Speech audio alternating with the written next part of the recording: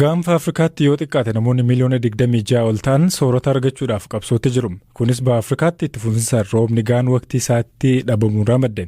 Gogiinsi kaaba Keeniyaa, harka caalaa Somaaliyaa fi kibba Itoophiyaatti amma walakkeessa bara itti aanutti akka cimeetti fufu raagame. Kunis lubbu qabeeyyii kan yaaddesse yoo ta'u, horsiisee bultoonni horii isaanii harka 70 dhumachuu himatu. Eeliyaas Mulugeetaa gabaasa soneesse qaba.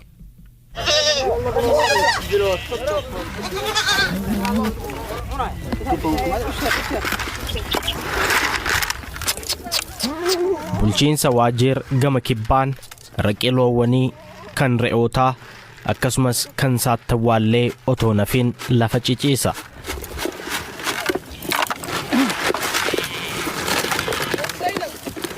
Bakki kun iddoowwan hongeen miidhaman keessaa isa hamaadha.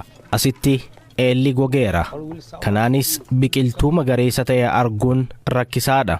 Aangawoonni naannichaa akka nutti himanitti qabeenya loonii keessaa harka 70 kan ta'uu fi re'oonni parsantaa 60 waan nyaatan dhabuun dheebichaan yookaan dhibeen du'aniiru. Kana jechuunis beelladoonni miiliyoonatti lakkaa'amanii fi jireenyi hawaasa horsiisee bulaa itti hirkatu ji'a tokko keessatti dhabamaniiru. Waan akkasii takkaa argee hin beeku jedhu maanguddoon ganna 66 obbo Ibrahim. Gogiinsi kun ji'oota 9 dabraniif adeemaa ture. Loon 150 qaba ture. Hedduun du'anii amma garuu 30 qofatu hafe. Isaan hafaniyyuu guddoo kan dadhabanidha. Re'ootas 400 ta'an qaban ture. Kanuma argitu muraasa kanatu hafe jedhan obbo Ibrahim. Biyyi ollaa Somaaliyaas sababuma hongee kanaan labsii yeroo ariifachiisaa namoomaa labsiteetti. Akka ogeeyyiin jedhanitti sababa jijjiirama qilleensaatiin gogiinsaa fi lolaan haala hin baramneen irra deddeebiin mudachaa jira. Naannichi waggaa 3f walitti aansuun rooba gahaa hin arganne. Kanaanis namoonni miiliyoona 26 ta'an nyaata argachuuf guddoo rakkataniiru. Barattaanu keessa waqtii roobaa bitootessaa haga caamsaa jiru keessatti roobni haphachuu waan maluuf lakkoofsi kun ni dabala jedhamee eegama.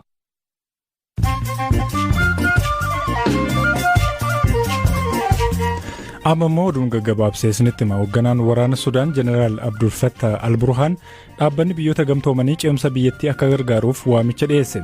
Fonqolchi mootummaa waraanaan hoogganame baatee onkoloolessaa keessa mootummaa ce'umsaa fi ministeera muummee biyyattii aangoo irraa buusee ture. Ittaanaan pirezidaantii Sudaan kibbaa Riek Machar waraanni waloo osoo hin ijaaramiin dura filannoon gaggeeffamu jechuun akeekachiisan. Baatii darbe keessa pirezidaantiin biyyattii Salva Kiir filannoon pirezidaantummaa bara 2023 keessa akka gaggeeffamu himanii turan.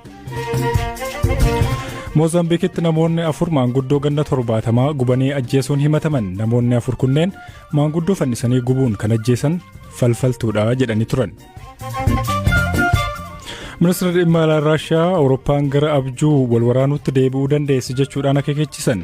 Konferensii nageenyaa Awurooppaa Siwiidinitti taa'ame irratti Laavrov humni waraanaa neetoo gara bahaatti akka hin bal'anne dhaabsuudhaaf waliigaltee dhimma nageenyaa Awurooppaa haaraa mormanii jiru. Oduun sa'aatii kanaaf qaban isaan kana turan.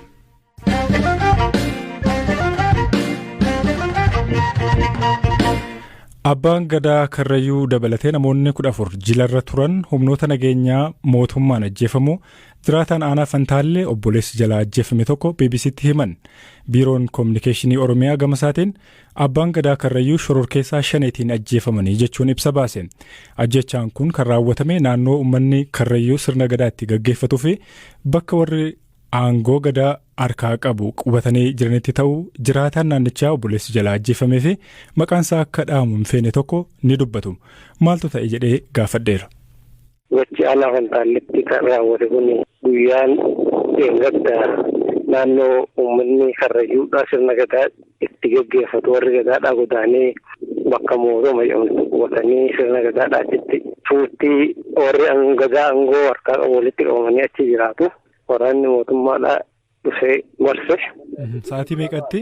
Tilmaaman toora sa'a 6 guyyaa. Baay'ee. Ni marsee san boodaniin erga naannoo gabalaan akkuma beekamu bakka isaan naanna'anii dhufanitti akkuma isaan naanna'anitti irra naanna'anii marsanii. Sana booda waraanni mootummaa erga iddoo seene boodan kabaja warra mootummaatii fi warra mootummaa ta'anii itti cal'isanii.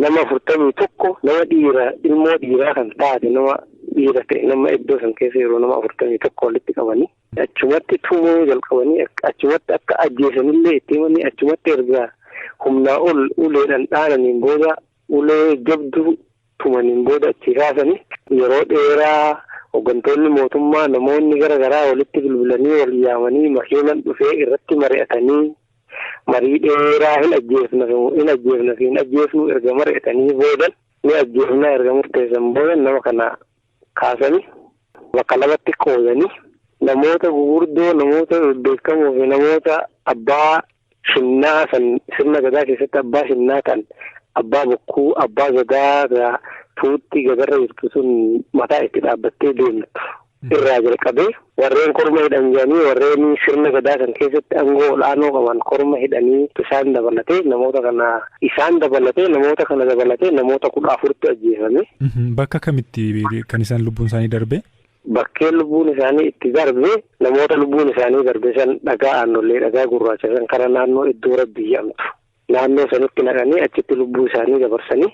Akkamittiin adda baasuu dandeessan waraana mootummaa ta'uu isaanii? Uffanni isaanii uummata poolisii humna addaa Oromiyaa kana ijoolleen. Sa'aatii meeqatti kan isaan ajjeesan guyyaadha moo halkan?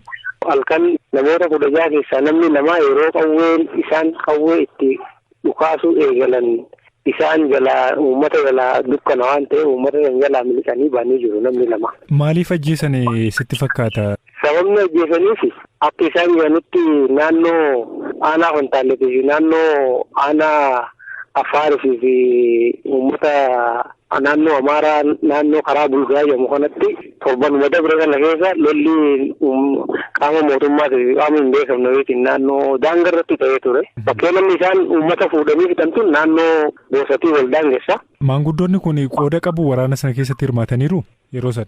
Humaatuun qaban isaan warra gadaa dubarra waa'ee yeroo lolli jiru hawaasa keessatti fe'ee warri gadaadhaa dhaqee lola sana irratti hirmaatu. Kanaaf warri gadaadhaa sirna gadaa gaggeessuudhaan ala dhimma hawaasummaa biyyaa nagaa biyyaa eeguudhaan ala lola biyya keessatti biyya Karrayyuu keessatti lolli akka gahee humaatu hin taphatu. Namni kun nama siyaasa gaggeessu hin taane nama jiraataa isaan beekan qaamni mootummaadhaa beeku tokko hin beekudha waan taateef qaama siyaasa isaaniitiif tolfatuudhaaf shanee finqee jedhanii godhan osoo hin taane hawaasa jiraataa warra abbaa gadaatu dhume abbaa gadaatu jalaa dhume Karrayyuu guutuu keessaa namni mataa yaamu dhume uummanni addunyaanis kan uummata Karrayyuutiif beeku qabdu kanaa jechuudha. Obboleessa kiyya tokko kan du'e amma nama kana keessa kan jiru toora sa'aatii 9 fi naannoo kanatti reeffi argamte odoo fuudhamin irraa nama dhoorgee halkan keessaa toora sa'aatii 5tti reeffi sudhachiisa'e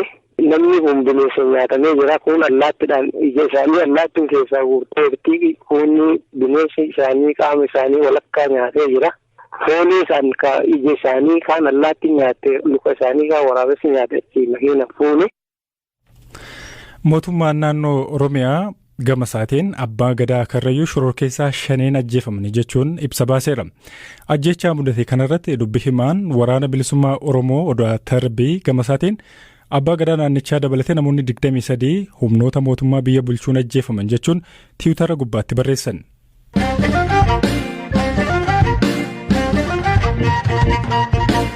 Gara qabiyyee sattaanutti yoo ceenu ministeera raayyaa ittisa biyyaatti qindeessaa olaanaan hojii ijaarsa raayyaa ittisa biyyaa kan ta'an leetanaal jeneraal Baacaa Dabalee dhimma waraana humnoota TPLF wajjiniin godhamu irratti gaaffiif deebii addatti BBC wajjiniin godhan irratti ministeera muummee Abiy Ahmed adda waraanaatti imaluun isaanii humna loltuu hedduu dabalee jedhan.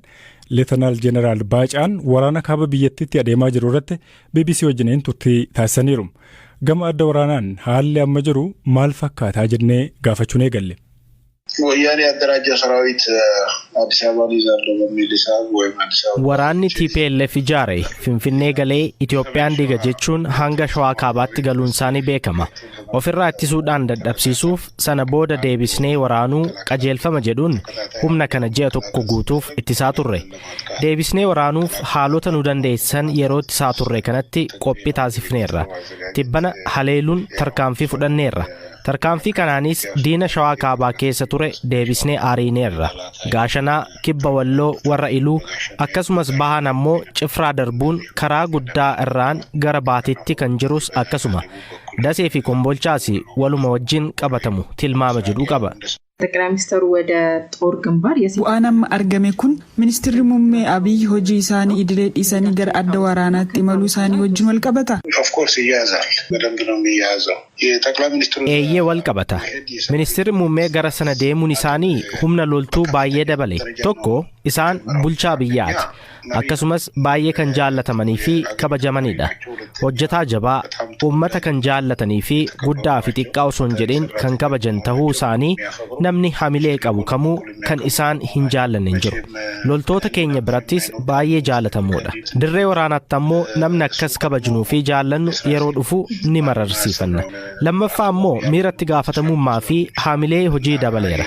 Dandeettii gaggeessummaa fi dhiibbaa uumuu isaanii injifannoon tibbana argame akka dhufu godheera. ከትግራይ አማጽያን ዘንድ የተሰጠ መግለጫ አለ ዛሬ finciltoota Tigraay irraas egaa ibsi kennamee jira. Kunis bakkeewwan naannoo Amaaraatti qabannee turree tarsiimuuf jecha gadhiisnee baaneerraa kan jedhu.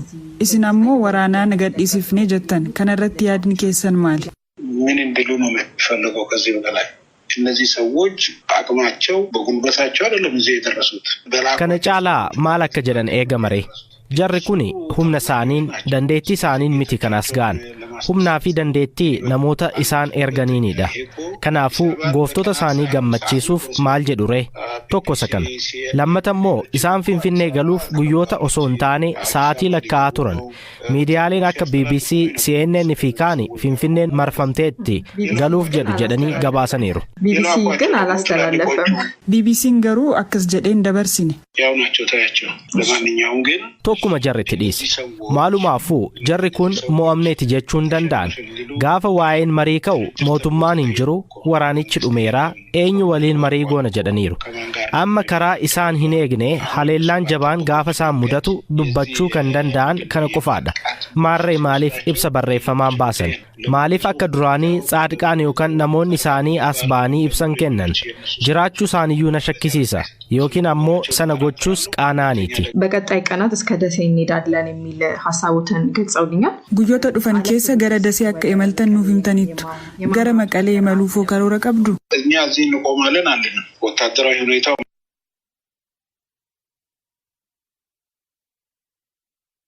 har'a gara gooda buttee finnee jira. Eeliyaas Mulugeetaa qophicha qopheessee jira. Hirphaa gammachuu isiniif dhiyeesseera. Torban gaarii qabaadhaa. Nagaatti bulaa.